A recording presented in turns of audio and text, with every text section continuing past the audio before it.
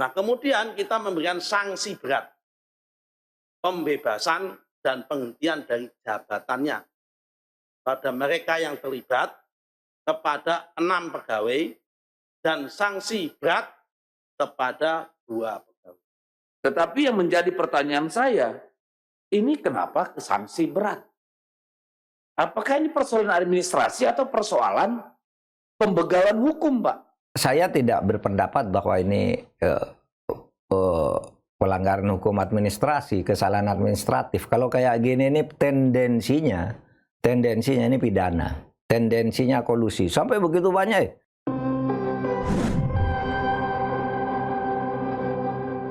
Nah, kemudian nomor 2, kita melakukan audit investigasi terhadap proses penerbitan sertifikat tersebut. Dari hasil audit tersebut, kita merekomendasikan pertama, rekomendasi pencabutan lisensi kepada KJSB, Kantor Jasa Survei Berlisensi. Karena yang melakukan survei dan pengukuran itu perusahaan swasta. Karena di kita menggunakan 2 survei. Pertama, survei oleh petugas ATR BPN. Yang kedua, bisa lewat jasa survei berlisensi, tapi disahkan oleh petugas ATR BPN. Nah, kemudian kita memberikan sanksi berat, pembebasan dan penghentian dari jabatannya pada mereka yang terlibat kepada 6 pegawai dan sanksi berat kepada 2 pegawai. Nah, nama-nama pegawainya siapa saja kami nggak bisa sebut. Jangan kami hanya sebut inisial.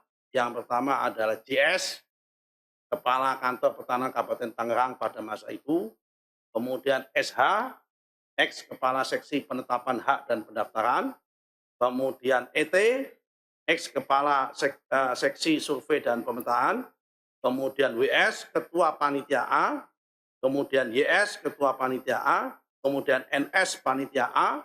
Kemudian LMX, Kepala Survei dan Pemetaan setelah ET. Kemudian KA, ex PLT, Kepala Seksi Penetapan Hak dan Pendaftaran.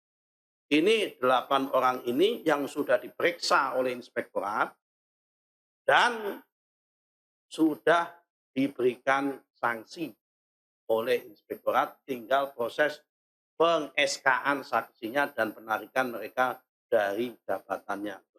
Dulu pertemuan pertama kita, Pak Menteri, saya mengatakan bahwa tidak akan ada mungkin mafia tanah, tidak akan ada konflik kalau tidak ada keterlibatan insan BPN. Dan hari ini kan itu terbukti. Ya. Tetapi yang menjadi pertanyaan saya, ini kenapa sanksi berat? Apakah ini persoalan administrasi atau persoalan pembegalan hukum, Pak? Tidak ada mens rea di sini untuk keuntungan pribadi atau kejahatan hukum. Kalau hanya sanksi berat, Pak, ini akan berulang terus di mana-mana, Pak. Kalau hanya inspektorat yang turun, tidak akan ada yang namanya efek jerah.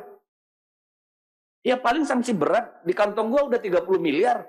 Kalau gua makan gaji berapa tahun sampai pensiun nggak dapat 30 miliar. Begitu-gitu aja kita, Pak. Saya kira tidak cukup hanya sanksi berat. Harus proses hukum. Karena ini kejahatan. Bukan malpraktek yang hanya berkonsekuensi sanksi. Ini saya kira perlu menjadi perhatian, Pak. Ya, termasuk yang di Surabaya dan sebagainya itu, termasuk yang Bekasi tadi. Kalau nggak bisa dibatalin, Pak, itu yang menerbitkan sertifikatnya, proses hukum dulu, Pak. Sehingga bisa dibatalkan bahwa itu produk cacat hukum. Jangan nunggu fatwa dari kejaksaan, Pak. Duit mereka lebih banyak, Pak. Saya minta, mohon, ya udah proses hukum, Pak. Sehingga bisa dibatalkan itu. Karena soal ruang abu-abu aturan kita ini, Pak, sangat mudah dimanipulasi, Pak. Semua ada bohirnya, mau bikin PP, mau bikin perpres, mau bikin apa. Semua bisa-bisa aja. Jadi saya sangat berharap penegakan hukum di sini, Pak, supaya ada efek jerah, Pak Nusron. Itu bayangkan Anda, ada HGB itu dikeluarkan yang ternyata itu laut, bukan tanah. Iya kan? Kan tidak boleh ada HGB untuk air. Air itu nggak boleh dibagi-bagi dalam bentuk HGB. Jadi namanya HGA, Pak. Apapun. Hak guna Iya, air. iya, seharusnya HGA, hak guna Iya. air. Iya. Tapi kalau istilah hak guna air itu ada di dalam hukum, cuma bukan untuk laut, konteks tapi laut iya, ini. air-air di daratan Iya, untuk iya, iya. pengelolaan minuman, Bukan kesehatan. sertifikat ini ya. Iya, untuk membuat air mineral apa itu ada, bahkan ada putusan MK tentang HGA. Tapi hak guna laut itu tidak ada. Atau hak guna air laut tidak ada. Ini jelas pelanggaran hukum. Pasti ada orang dalam. Ini yang main-main. Atau kalau agak lebih keras dari main-main, pasti melakukan kolusi. Tidak mungkin lah. Ya, bisa keluar HGB sebanyak itu.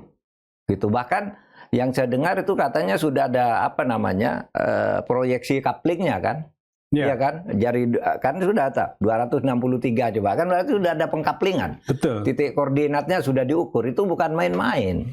Pasti itu pekerjaan oknum aparat atau birokrasi lah ya yang mengurus ini.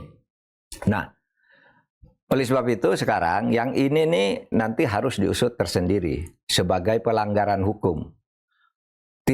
Saya tidak berpendapat bahwa ini pelanggaran hukum administrasi, kesalahan administratif. Kalau kayak gini ini tendensinya ini pidana. Tendensinya kolusi. Sampai begitu banyak, ratusan. Jadi bukan semata administrasi ya. Ini, bukan semata salah ketik ini atau pasti dugaan apa. Mahfud ada kong kali kong dan Ada kong kali kong pasti. Oleh sebab itu nih harus diusut. Dan tidak sulit mengusutnya. Kan ada kantor. Yang nyebut, Pak Nusron itu tadi kan nyebut 263 itu kan berarti nama di situ. Ada nomor, ada tanggal pasti. Ada yang tanda tangan. Iya kan? Iya. Di semua itu. Nah mulai dari situ.